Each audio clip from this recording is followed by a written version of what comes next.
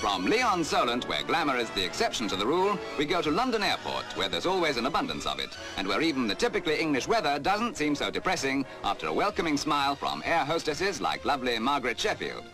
But in case you're wondering how the stewardesses keep smiling when the weather is so dismal, let's go with Margaret on a routine flight.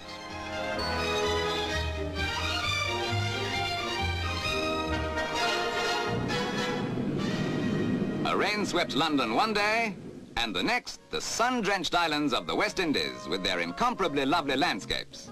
This, then, is Trinidad. But captivating though it is in its own right, for 2 days in the year, this serenity is transformed into a vivid blaze of color by the annual carnival, which, although not an official holiday, plays such a great part in the lives of the people that the rest of the year is spent preparing for it.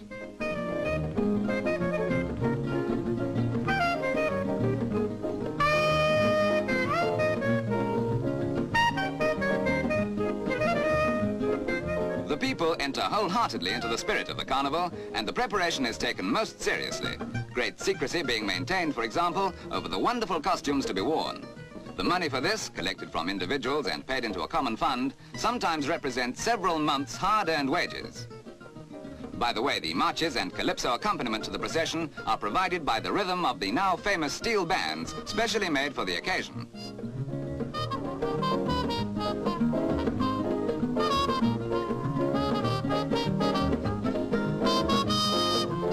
The festival has its roots in the 16th century, but has of course developed considerably in size and ingenuity, and in recent years has become a feature of Trinidad. Inhabitants of the neighboring islands, as well as tourists from the United States, flying over especially for the carnival. A short journey that would once have taken several weeks, now cut by jet power to only a few hours.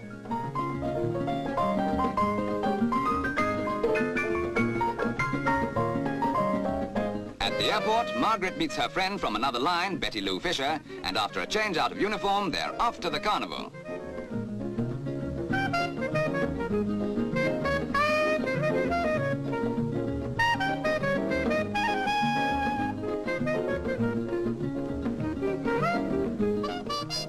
About 50,000 people, divided into sections known as bands, each with its own picturesque name like Brazilian Bandits and Crazy Man Crazy, take part.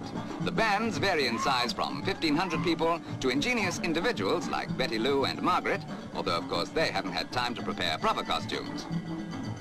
As you can imagine, the cost is fabulous. The material used in the Glory of Greece band with 611 people alone included 700 sheets of aluminium for the armor, 3,000 yards of velvet, and 600 yards of satin.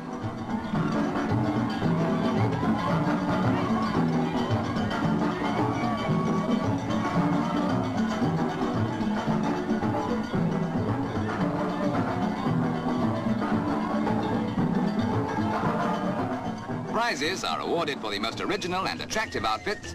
Incidentally, even the most tremendous contraptions worn on the head are still called hats. But the expenses and effort that go into these fantasies are far more than the prize value. Another astonishing thing is that no matter what the cost, costumes and figures are not used again. It is, in fact, a year's work for 2 days.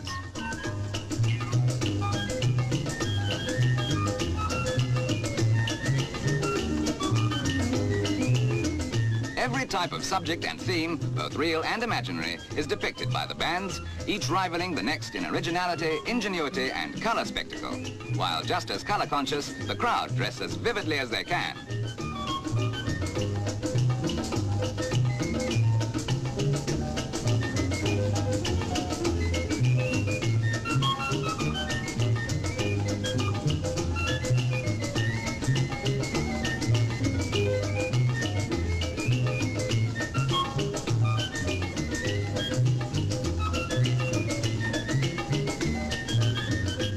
Incidentally, as a matter of interest, steel bands introduced after the war were banned at one time because of the number of vehicles that were being robbed of bumper bars and other useful parts.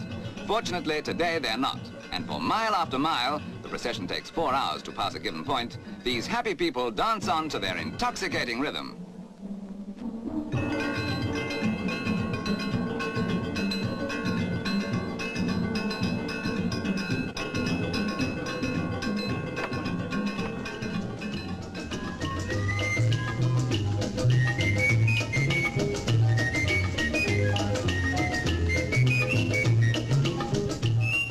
Everything stops, unofficially that is, during the 2 days of the carnival. Shops close and workers take time off to watch or, when possible, take part in the long-awaited festival. For at this time, personal interests are forgotten.